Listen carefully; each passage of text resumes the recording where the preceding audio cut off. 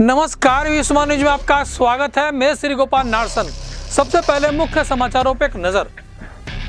14 वर्ष बाद होली से पहले बेटे के आने की खुशियों के रंग में झूमा परिवार। महिला आईएएस अधिकारी से छेड़छाड़ का आरोपी हुआ गिरफ्तार।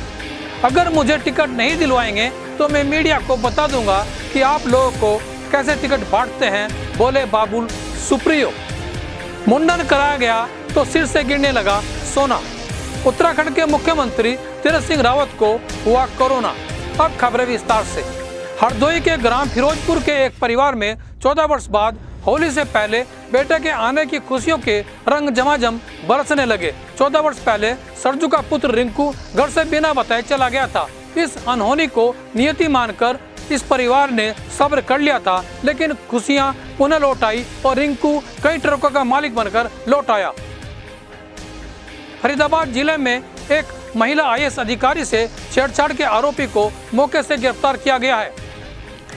बाबुल सुप्रियो ने बाबा रामदेव से कहा, बाबा मुझे भी टिकट चाहिए। अगर आप मुझे टिकट नहीं दिलवाएंगे तो मैं मीडिया को बता दूंगा कि आप लोगों को कैसे टिकट बांटते हैं। रामदेव थोड़ा चौंक गए, लेकिन उन्होंने अपने सेक्रेटरी से बाबुल का नंबर लेने को कहा। बाबुल के मुताबिक 3 दिन बाद उन्हें रामदेव का फोन आया। उन्होंने बताया कि उनका टिकट फाइनल हो गया है। जब बाबुल ने उनसे कहा कि वह जरूरी खर्च भी नहीं कर पाएंगे तो रामदेव ने हंसते हुए कहा कि उनकी चिंता मत कीजिए, यह भाजपा कर लेगी। उत्तराखंड के मुख्यमंत्री तीरथ सिंह रावत की कोरोना रिपोर्ट पॉजिटिव आई है। इसकी जानकारी उन्होंने स्वयं सोशल मीडिया के माध्यम से दी है। इसी कारण उनके सभी कार्यक्रम रद्द कर दिए गए और डॉक्टर की निगरानी में उन्होंने स्वयं को आइसोलेट कर लिया है। देहरादून में एक मंदिर के बाहर कोई शरारती एक बैनर टांग गया, जिसमें लिखा था कि इस मंदिर में गैर हिंदू का प्रवेश वर्जित है। निवेदक के तौर पर हिंदू वाहिनी लिखा गया। मामला पुलिस के संज्ञान में आया तो पुलिस ने बैनर हटवाकर धार्मिक भावनाओं को भड़काने के आधार पर मुकदमा दर्ज कर लिया है। चेन्नई एयरपोर्ट पर 2 यात्रियों का मुंडन कराया गया तो उनके सिर से सोना गिरने लगा।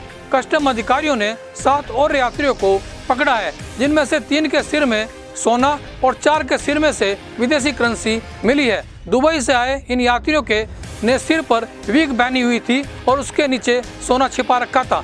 जांच के दौरान कुल 14 यात्री तस्करी में पकड़े गए हैं। अब खबरें सहारनपुर से।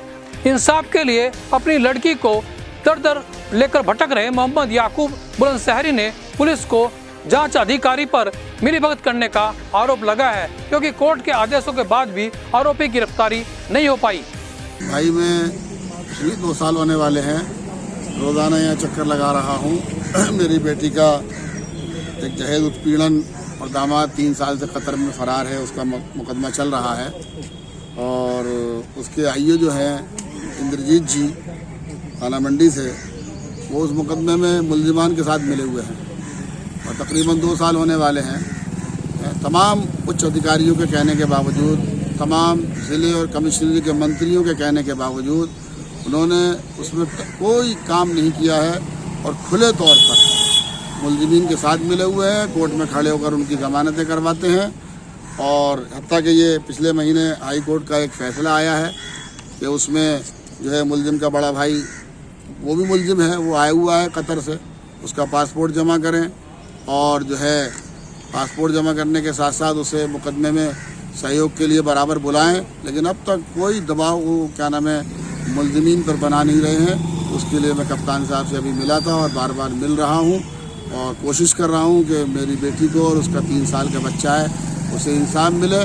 और मोदी जी की जो ये तहरीक है, जो उनकी कोशिश है बेटी बचाओ बेटी पढ़ाओ, और ख़ुद योगी जी की भी है एकदम महिला सशक्तिकरण, लेकिन बाद पुलिस अधिकारी ऐसे हैं कि जो मुख्यमंत्री जी की और प्रधानमंत्री जी की योजनाओं को जो है वो नुकसान पहुंचा रहे हैं और बेटियों पे जुल्म करने वालों के साथ खड़े हैं। बार बार 10वीं मरतबा कप्तान साहब को एप्लीकेशन दे चुके हैं, दे रहे हैं। बहरहाल यही एक दरवाज़ा है जहां हमें इंसाफ के लिए आना है, आ रहे हैं और कोशिश कर रहे हैं, इसलिए यहाँ पर आए थे। कोरोना के बढ़ते हुए मामलों को देखते हुए दोबारा लॉकडाउन लगने के भ्रम की स्थिति को स्पष्ट करने को लेकर सहारनपुर उद्योग व्यापार प्रतिनिधि मंडल के अध्यक्ष राजकुमार मक्कड़ जिलाधिकारी से मिले और जनता में फैल रहे अफवाहों को विराम लगाने की मांग की। सहारनपुर उद्योग व्यापार प्रतिनिधि मंडल का एक प्रतिनिधि मंडल जिलाधिकारी महोदय की अनुपस्थिति में नगर मजिस्ट्रेट साहब से मिला था। पूरे भारत की बात छोड़कर अगर मैं विश्व की बात करता हूं तो जिस प्रकार कोरोना को परास्त करने में माननीय प्रधानमंत्री जी ने जो व्यवस्था बनाई गई, निसंदेह उसमें अभूतपूर्व सफलता मिली और उसके बाद वैक्सीनेशन को लेकर जो व्यवस्था बनाई गई वो भी बहुत सुचारू रूप से निरंतर जारी है और पूरे विश्व के अंदर उसने कीर्तिमान स्थापित किया।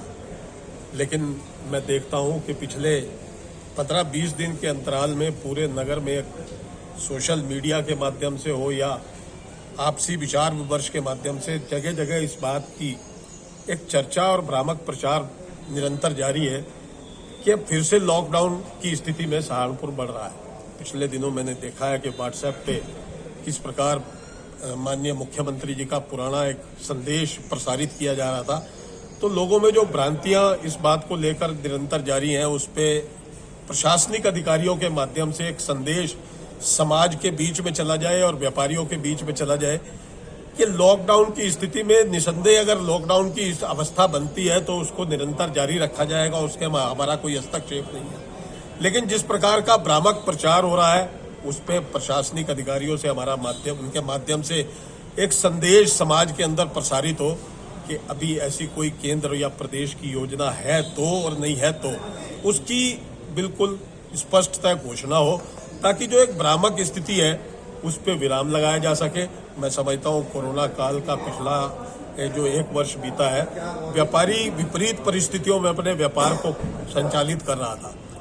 किसान यूनियन वेदी के राष्ट्रीय सचिव रियाज राणा के नेतृत्व में जिला अध्यक्ष तौहीद द्वारा सिटी मजिस्ट्रेट को एक ज्ञापन देकर तीनों कृषि बिल वापस लेने की मांग की गई। साथ ही टोल प्लाजा पर किसानों के साथ हो रहे दुर्व्यवहारों को भी रोकने की बात की गई। मेरा नाम रियाज राणा, मैं राष्ट्रीय सचिव हूँ, हरियाणा प्रभारी हूँ। आज हमने भारतीय किसान यूनियन वेदी के जिला अध्यक्ष तौहीद अली इनके द्वारा एक सिटी मजिस्ट्रेट द्वारा को एक ज्ञापन दिया है। ये ज्ञापन दिया हमने 3 काले कानून जो है ये वापस हो, एमएसपी पर नए कानून बने और जो टोलों का सिलसिला चल रहा है किसानों के साथ ये बदसलूकी कर रहे हैं, इनकी अकल सही करी जाए प्रशासन द्वारा। अगर ये ऐसा नहीं हुआ तो हमारी मांग ये नहीं मानी गई तो हम टोल को उखाड़ कर फेंकने का काम करेंगे, चाहे उसके लिए हमें कुछ भी करना पड़े। KLDAV PG कॉलेज में NSS इकाई के चल रहे शिविर के 6ठे दिन का शुभारंभ डॉक्टर पूर्णिमा श्रीवास्तव ने किया। इस दौरान स्वयंसेवियों ने साइबर क्राइम, रंग भेद, सोच बदलो समाज बदलेगा, नशा मुक्ति आदि विषयों पर नाटक मंचन किया। जागरूकता फैलाने का प्रयास युवाओं द्वारा किया गया। उत्तर प्रदेश और उत्तराखंड खबरों के लिए बने रहिए हमारे साथ। नमस्कार।